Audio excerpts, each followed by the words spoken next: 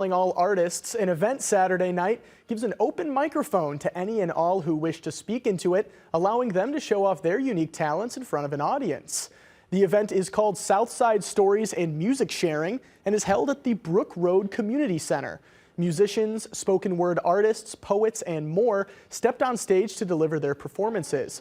Community Center Manager Kristen Cottrell says some in the state line have lost their sense of community and cites Saturday's event as a way to inspire others.